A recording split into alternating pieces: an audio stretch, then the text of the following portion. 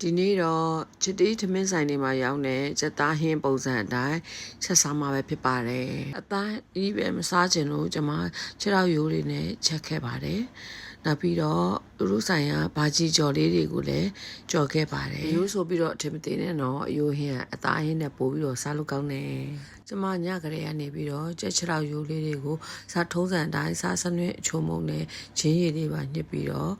့နေထားလိုက်ပါတယ်တကယ်တော့ဒီဟင်းရဲ့အသက်ကတော့အခုကျွန်မလှော်နေတဲ့ဘိန်းစီပဲဖြစ်ပါတယ်ဘိန်းစီကိုကျွတ်လေးရအောင်လှော်ပါတယ်ဒါလေးကတော့ခုနလှော်ထားတဲ့ဘိန်းစီရဲ့ငြုပ်သီးမုံရဲ့ရောပြီးတော့ညက်ညက်လေးထောင်းထားတာပါဒါလေးကတော့ကြက်သွန်အဖြူအနီးချင်းရောထောင်းထားတာလေးပါကဲပါဝင်ပစ္စည်းတွေအစင်းသစ်ဖြစ်လို့ရှိရင်ဒဲအိုးလေးလည်းပူလာပြီဆိုတော့စီလေးထုံးစံအတိုင်း3-4စွန်းကန်ထည့်ပါမယ်ဒါမဲ့ဒီဟင်းဟာစီအရန်နဲ့ရင်အစင်မပြေတာဖြစ်လို့အခုလောလောဆယ်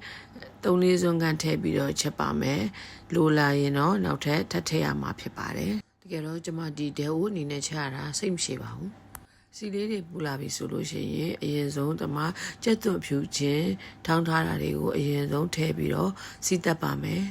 ကျမရဲ့ထုံးစံတိုင်းကျမစီတက်တယ်ဆိုလို့ရှိရင်အရင်ဆုံးစနွေးမုံမထည့်ပါဘူးစနွေးမုံတွေကျွန်းသွားတဲ့အရာကိုသဘောမကျလို့ပ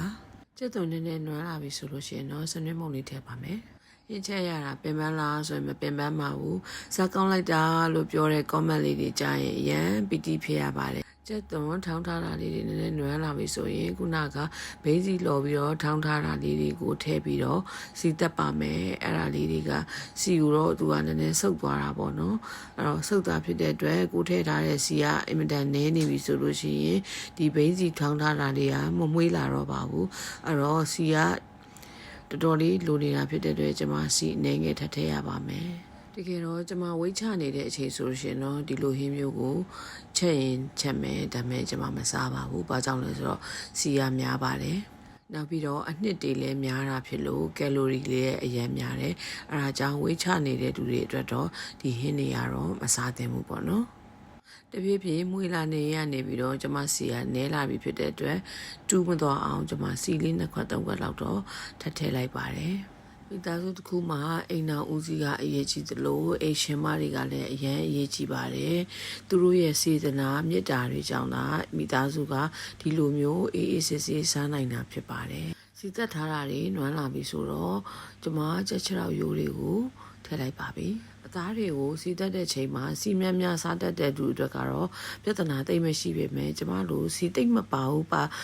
ပါတယ်ဆိုရုံပဲဖြစ်တဲ့လူတွေအတွက်ဆိုလို့ရှိရင်တော့တေချာလေးကျူးဆိုင်ပြီးတော့စီတက်တက်ပါတယ်ညီညံ့ပြအောင်ပါနည်းနည်းလေးလုံးပြီးရတယ်ကျမစုံချင်းရည်လေးထည့်လိုက်ပါတယ်ဒီတိုင်းနဲ့ကျမချက်တွေကိုပေါ်ရင်ကြောလေးတင်းလာတဲ့အထိကိုကြော်ထားပေးလိုက်ပါတယ်အခုလိုတဲလာနေရနေပြီးတော့ကြက်သားလေးတွေကအယောင်နည်းနည်းလေးနွမ်းလာပြီးတော့စီပြန်တယ်လို့လေးဖြစ်လာပြီဆိုလို့ရှိရင်ကျွန်မရေးထည့်ပါတယ်ရေးထည့်ပြီးတော့နည်းနည်းပြန်တဲပါရေကိုနည်းနည်းပဲထည့်ပါတယ်နည်းနည်းထည့်ပြီးတော့ခဏထပ်တဲပါမယ်ဘာဖြစ်လို့လဲဆိုတော့ကြက်ညီနဲ့နေပျောက်သွားစေချင်လို့ပါပထမထည့်ထားတဲ့တရေနည်းနည်းခန့်လာပြီဆိုလို့ရှိရင်နောက်ထပ်ရေများများလေးထပ်ထည့်ပြီးတော့ကျွန်မအဖုံလေးအုပ်ပြီးတော့ကြာလေးချက်လိုက်ပါမယ်ဒီလိုပဲကြက်လေးတွေနူးလာအောင်လို့ကျွန်မရေလေးဆွဲလိုက်အဖုံးလေးအုပ်ပြီးတော့ပြန်ချက်လိုက်ရေလေးဆွဲလိုက်နဲ့အဲ့လိုမျိုးချက်သွားလိုက်ပါတယ်တကယ်တော့ဟင်းတစ်ခွက်ချက်ရတာရေကြီးခင်ကျမဟုတ်ပေမဲ့မမဆောင်လိုပဲဖြစ်နေတာပေါ့နော်ခက်လားဆိုတော့လည်းမခက်ပါဘူးလွယ်လားဆိုတော့လည်းအရင်ကြီးလွယ်ကူမနေပါဘူးပေါ့နော်ချက်သားဟင်းလေးရသွားပြီဆိုတော့ကျွန်မကော်ဖီကြော်လေးကြော်ပါမယ်ကျမဘဝမှာလေမိန်းမတွေကိုနိုင်စားတဲ့ယောက်ျားနေဆိုရင်အရန်မုန်းပါတယ်။ဘာဖြစ်လို့လဲဆိုတော့တကယ်တမ်းနေငွေရှိယုံနဲ့အစအရာအဆင်ပြေနိုင်တာမဟုတ်ဘူး။အဲ့တော့မိန်းမတွေကမဖြစ်မနေမှငွေရှာရမယ်တော့မယ်ဆိုလို့ရှိရင်သူတို့ဒီငွေလဲရှာနိုင်တဲ့လူတွေဖြစ်တယ်။နောက်တစ်ခုကတာသမီတွေကိုလည်းကောင်းကောင်းကန်ထိန်ကြောင်းနိုင်တယ်။နောက်ဖေးမိဖို့ကြောင့်ဆိုလို့လုပ်ရမယ်ဆိုလို့ရှိရင်လည်းလုပ်နိုင်တယ်ကွာ။အဲ့တော့အမျိုးသားတွေကိုတစ်ခါတလေကြလို့ရှိရင်အံ့ဩတယ်ဘလို့စိတ်နဲ့မြန်းမျိုးသမီးတွေကိုအနိုင်ကျင့်ကျင်တာလဲတော့စော်ကားနှိပ်စက်ကျင်တာလဲဆိုတော့ကျွန်မစဉ်းစားလို့တော့မရပါဘူးတကယ်တော့လေလောကမှာဒူးပေးတာပြီးအခန့်နိုင်ဆုံးနဲ့လောကဒဏ်ကိုအခန့်နိုင်ဆုံးကယောက်ျားတွေမဟုတ်ပါဘူးမိန်းမတွေပါကဲစကားပြောကောင်းနေလိုက်တာကျမရဲ့ဘာကြီးကြော်လေးလည်းရပါပြီအဆုံးထိကြည့်ပြီးလို့ကျေးဇူးအများကြီးတင်ပါတယ် Thanks for watching you